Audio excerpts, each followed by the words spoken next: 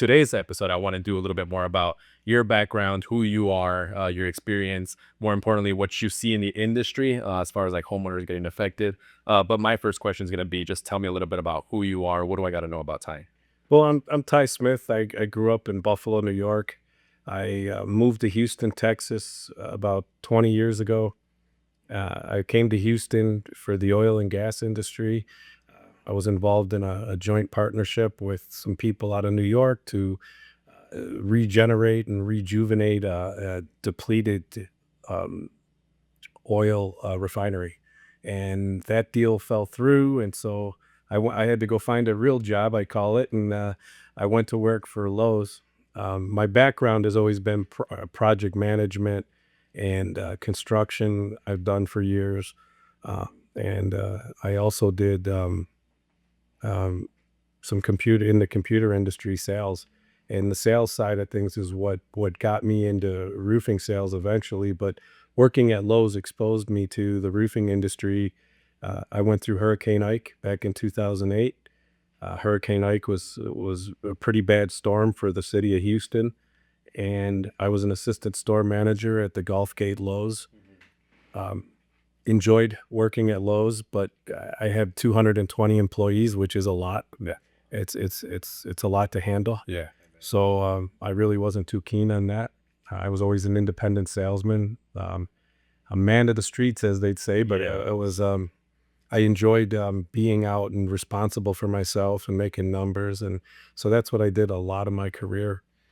When I went to work at Lowe's, it was more restrictive and being in four walls and not being able to go out and meet and network and get involved in the industry that I was in.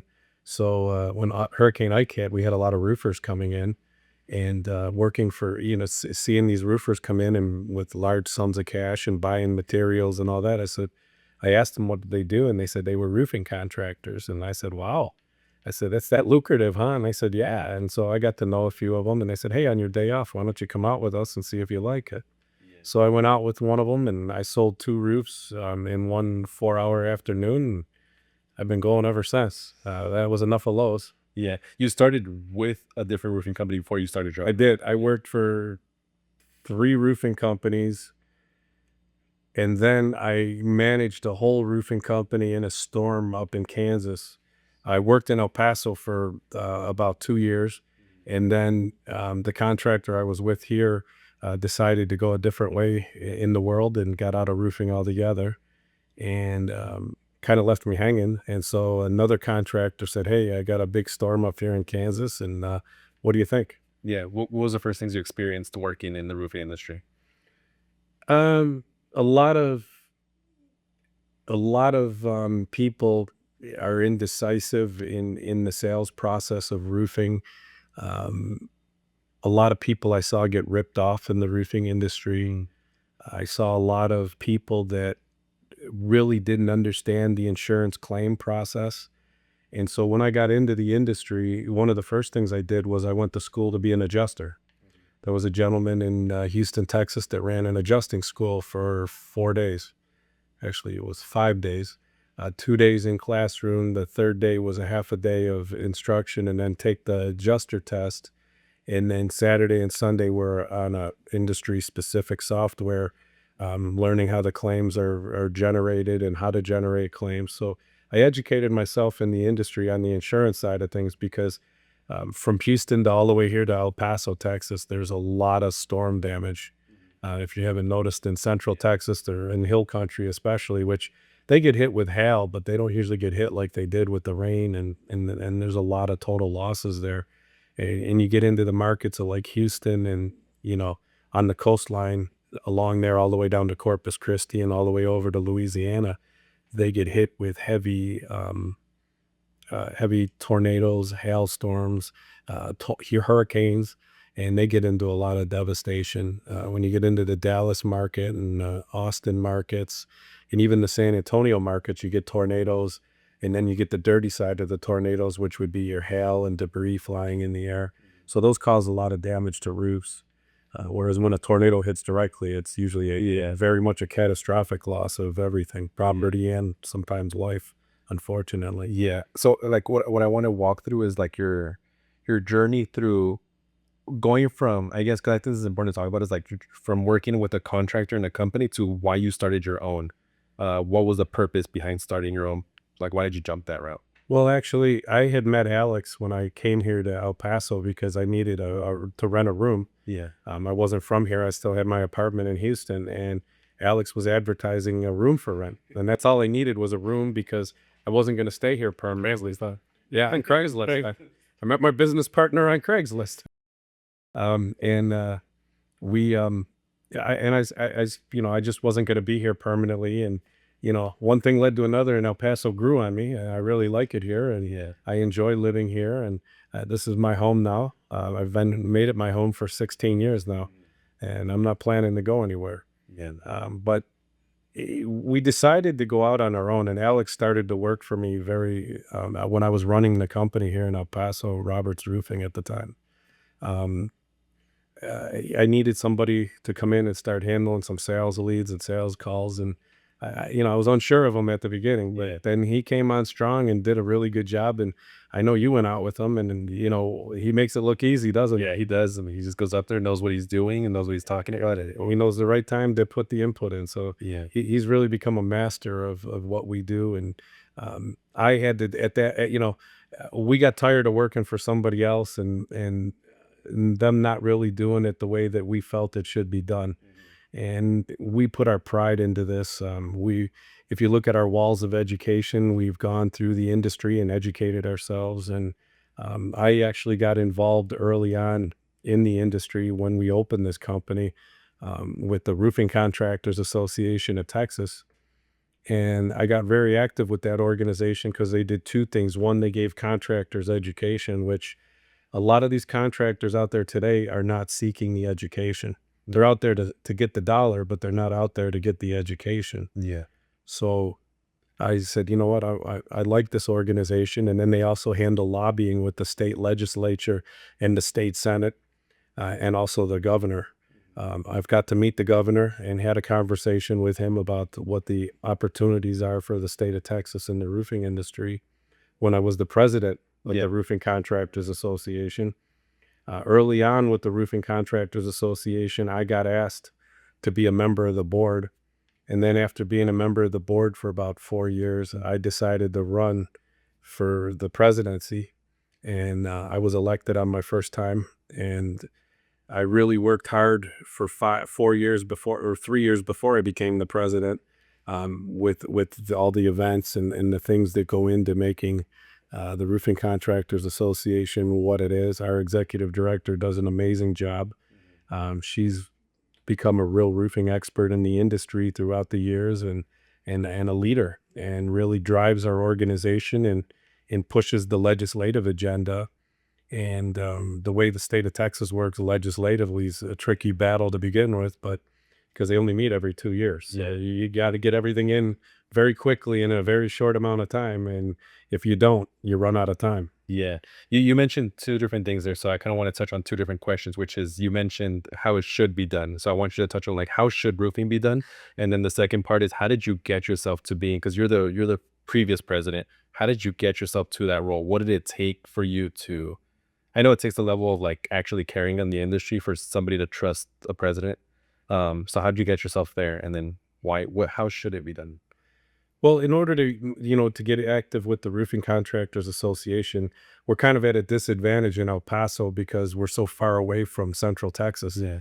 It takes a whole day to get there, or if you're going to fly it, it gets expensive. So um, you got to go to those events at that end of the state.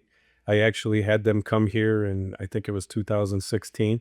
We had an RCAP meeting here that was very well attended by our board members, past presidents. And we actually sat down with the city of El Paso building inspector at the time, the head building inspector. He came in and spoke to the group and offered his support for RCAT, which was huge for the whole organization. They were fascinated by, first of all, the size of the city. Some people who had grown up in Texas their whole lives, that were in their 50s and 60s, had never even been to El Paso. And they came here and they were impressed with what they saw. And the city's participation level in the industry, because there's a lot of cities in Texas that don't require a permit Yeah. to get a roof put on. So after building a reputation in the organization of being involved and inputting and really putting a drive on the lobbying side of things and getting the organization to raise money um, and put the money together in order to do lobbying, because you really need a lobbyist. You can't really do it without a lobbyist. There's just too many I's to dot, T's to cross in relationships that if you don't have that lobbyist in place, you're not going to go far. Um, so with going forward with RCAT, it just took a lot of being involved, building relationships with other contractors and vendors, because we have a multi-tiered approach. We have manufacturers involved in our organization, and we have the suppliers, and then we have the roofing contractors, and we have over 800 members of our organization. So we're 800 strong plus. We're growing all the time. And that's good. And I mean, that's a good thing that's built our organization. And, we have a bigger voice now than we ever had. Yeah. So after you do that, then you gotta make phone calls and ask for support. And I did all that. And, the vote went down and I happened to win. Yeah. Don't ask me how it happened. It happened. It's the luck of a draw, I guess. There were 3 people running, and my number was pulled. So yeah, which is good. I mean, I think I earned the support and I deserved the support that I got. Then after I got involved into that, once I started, let me back up. When you asked me a question about the right way of doing things, Yeah. I was amazed when I got in the roofing industry how people were not doing it the manufactured specified way. Mm-hmm. And I said, well, wait a minute. I'm coming from an industry, the computer industry, where if you don't do things the manufactured specified way, Yeah. things don't work out very well. Yeah. And guess what? In roofing, I found out the same thing is true. Yeah. You have people that are creating Frankenstein specs. They're not going about it using complete roofing systems. They're using pieces and parts and made up ways of doing things that have never been studied with engineering science behind it. And they just simply are throwing darts at the board, hoping that it works. And part of the problem in our industry is the supply house seems to think they have a level of expertise, which anybody that works there probably really hasn't worked in the industry long enough to voice an opinion on the proper roofing methods and the proper way of putting materials on. Right. And many of the contractors out there tend to want to go for cost. So they'll buy the cheap underlayment over here. They'll buy the cheap drip edge over there. They'll buy the cheap, pipe flashings, but they're not buying the proper ones or the ones that are spec'd in for that type of a roofing system. And what happens is buyer beware, 2-3 years, a 20-year roofing system is already failing, or sometimes in some cases a 30. And many times people are out there advertising that they have a 50-year roof that's warranted. Well, Is that even possible? Or? there are 50-year warranties out there, but you got to drill down and peel back the layers of that onion to find out what's included for 50 years. Most manufacturer warranties on a shingle roof, for example, only warranty the shingles. So, for example, I've had homeowners come to me and say, well, these guys have the same warranty that you do. Well, my warranty is a lot different than the one that they're telling you about. If you look at a manufacturer basic warranty, it covers just the shingles. So if you have an issue with your roof, they're not going to cover that issue unless all the granulars fall off the roof, or unless you lose a good chunk of the roof due to a manufacturer defect. Okay, so it would have to be a manufacturer defect, not poor installation, not weather created. It's going to be specifically because there was a malfunction.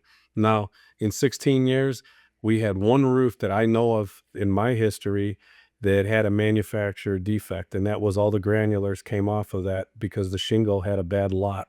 when they made it, it wasn't made properly. It didn't hit the heating cycle on the manufacturing process. Yeah. The shingles ended up getting bundled, sent out, and it just so happened that roof was the lucky recipient of the bad shingles. And literally at the eaves of the roof, there were it looked like a snowstorm. There was piles of granulars sitting all the way around the roof because they came off in a heavy rainstorm. That was the only time I've ever witnessed it. I've seen some flat roofing come off when you unroll it. It's wrinkled. That shouldn't be either. There shouldn't be wrinkles from the manufacturer. What should homeowners be asking roofing contractors like? Well, number one, make sure they're insured, because in the state of Texas, you have no protection. Yeah. There is no licensing requirement. The city makes you register with them, but they don't check your proficiency to make sure you know what you're doing. So you really want to make sure that they have an insurance certificate. It's a certificate of insurance, or in the industry, we call it a COI. Make sure that on that COI, the contractor is properly job. Each job in the state of Texas has a code. You need to make sure they're coded for roofing. If they're not coded for roofing and they're up on the roof and they fall off the roof, you as the homeowner are going to be responsible. And your policy they can go after your homeowner policy for somebody falling off a roof. Yeah.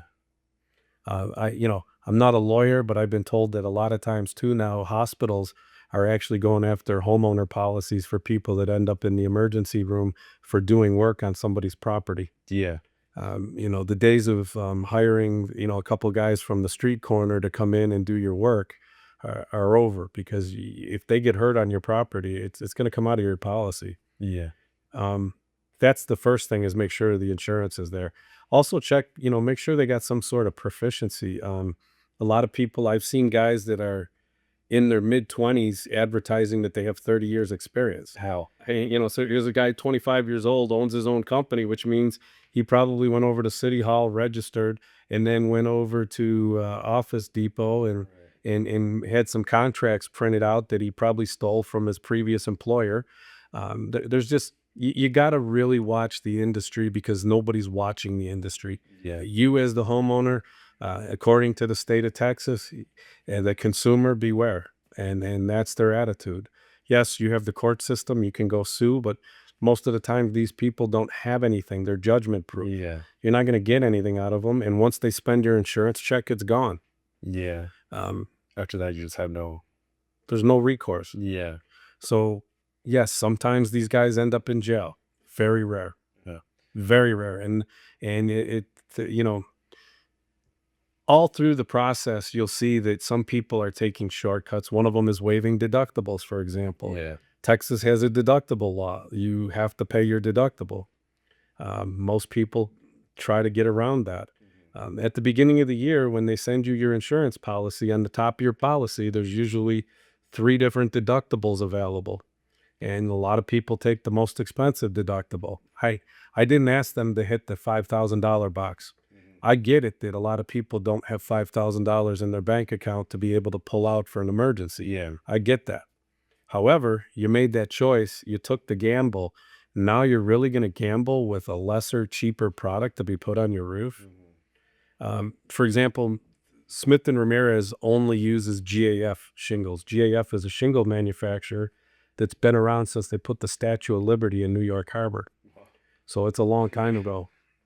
GAF, the reason that we went with them is, number one, that's what they specialize in.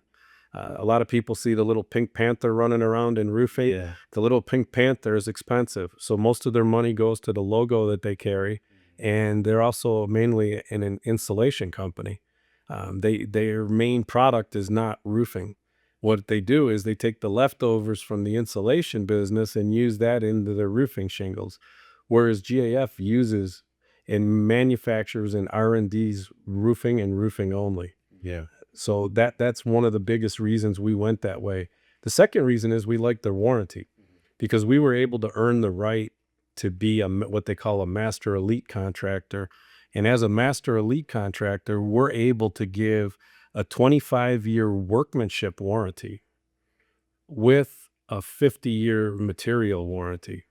So no one else in the industry can do that. Now, a lot of people will say, well, we can give you a 50-year material warranty. Well, at year 10 with that warranty, it starts prorating, which means it starts going down year after year. So by the time you get to like year 40, if you even make it there, you're going to be sitting with only getting about 20% of the total cost of the shingles back. Yeah. Whereas with our warranty, you're covered soup to nuts. The only thing you're not covered for is a hailstorm. We don't cover weather events. The only weather event that we cover is wind, because now the GAF shingle has an unlimited wind warranty. Okay. So there's no all the other shingle brands are at 130-mile-an-hour wind rating. Yeah. Our shingles are unlimited wind rating. Doesn't matter if it's a tornado. It could, yeah. Well, a weather event is not covered. The only one that's not covered is wind, but Yeah. but a tornado wouldn't be covered. Yeah. Hail is not going to be covered, but you have insurance for that. That's why. And Right. filing an insurance claim does not. They cannot raise your rates for that reason, because it's an act of God and it's an act of nature, and they will not raise your rates. What's the story that you've dealt with a client that was like one of your most, I guess, biggest success stories with a client? A couple of things. One, we're very active with Habitat for Humanity. We were able to provide people in the community with a free roof, or a discounted roof. We've done that several times. We have, the last 3 home builds for Habitat for Humanity, we've gotten GAF to donate the material, and Smith and Ramirez has donated the labor. That's some of my biggest stories. Another one is when a homeowner calls us up. We've had this, I can't even tell you how many times, it's been so many, that the homeowner called up and said, hey, the insurance company refused me, so I want to pay cash. Well, sir, let me take a look at that. Maybe we can still get that bought, and we can get the insurance company to buy that still. And we go back out and we work with the insurance company and with the homeowner, and we end up getting the roof bought. I think that's a huge success.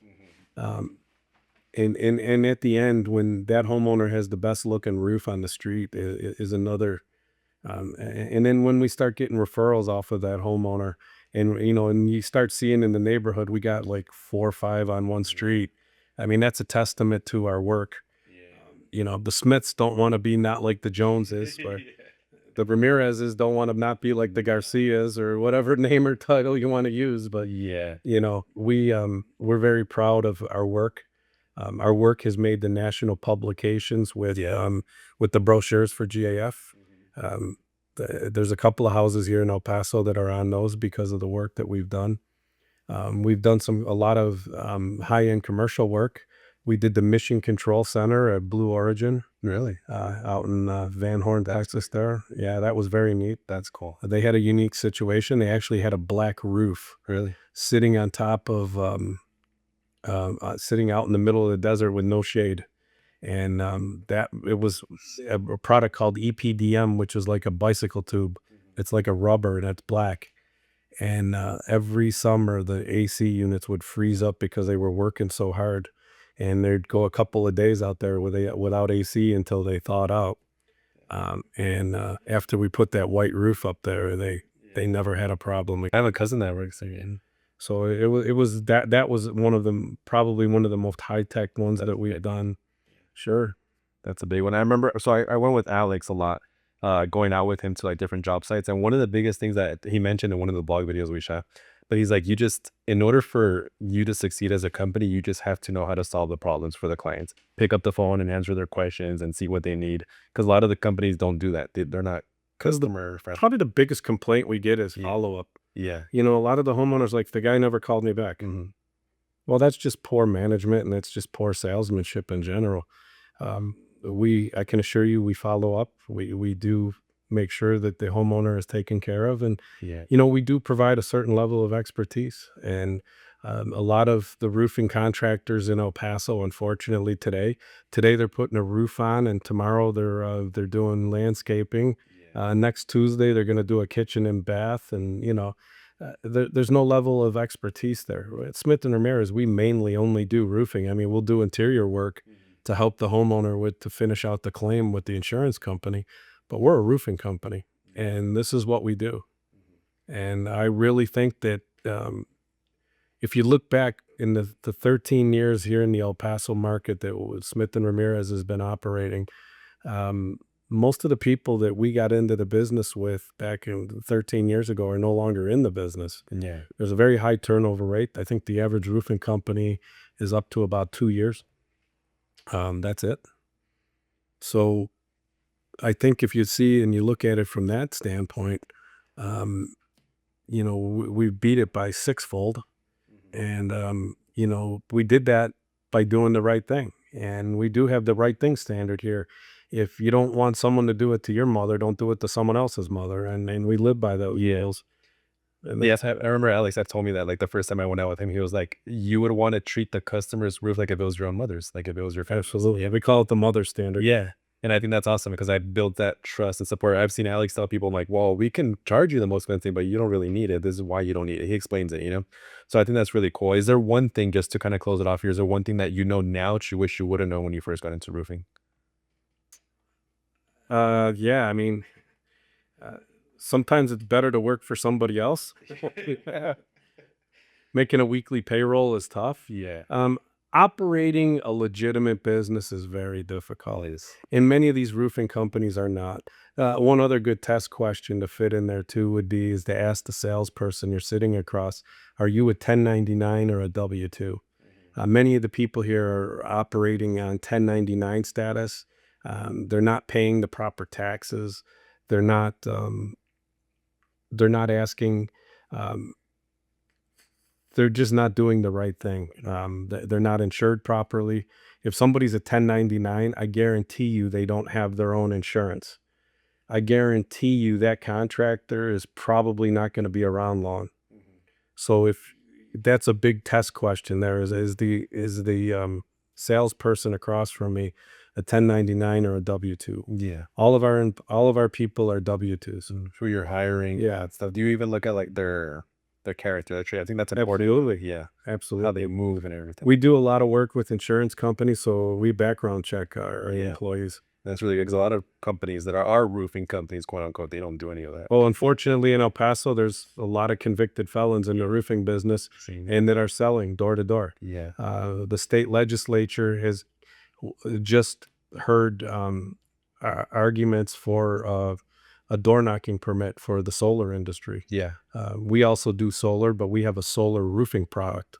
And with that solar roofing product, I went and testified in front of the state legislature, for it because I've seen what some of the bad things that have happened to homeowners and getting ripped off from door to door people and being lied to and being told that, yeah, you have a $75 a month electric bill. We're going to save you money. You can't save somebody money.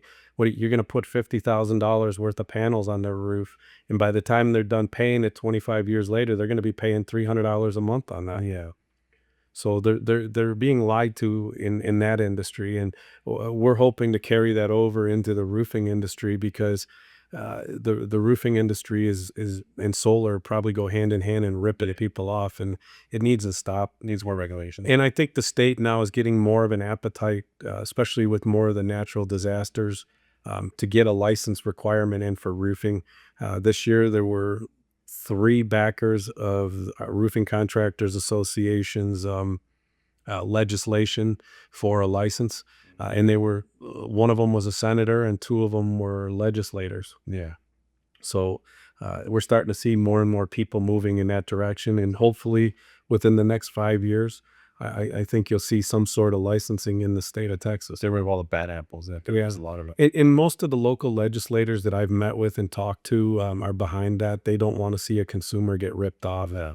And that's good for El Paso because I truly think that they have El Paso's best wishes. Yeah, I agree. Is there any last closing remarks you want to make? Any specific thing you want to mention? Buyer beware. Buyer beware. Ask a lot of questions. And do your homework before you meet with a roofing contractor. Know about their company. In today's world with internet, it's on there. Yeah. When you see a 25-year-old kid, he does not have 30 years experience. Crazy. Also, when you're looking into the roofing products, do a little bit of research on that because roofing has changed dramatically. We don't just sit out in front of your house with a hot, smelly tar kettle anymore. I haven't done I've only done one of those roofs in my life, and I'll never do one again. It is not the best roofing system out there. It's probably the worst one now. Shingles are a great product to put on your roof. Be careful with the metal products. Metal is not quite there yet. They're using very cheap metal products to get to the good metal roofing systems. They're expensive. They're not going to be cheap. What about foam? Foam is dangerous. If it's not applied properly. I've done a lot of foam roofs over my career. In the right element, they're not bad. But if there's going to be traffic on that roof, foam is definitely not what you want to have. Yeah. Foam is not cheap if it's done properly. It's going to be just as expensive as other products. And the thing with foam, it matters what you put on top of the foam, because you have to seal the foam in and protect it from the weather with the coating. And a lot of times you don't need to spray foam down first and put a good coating on top.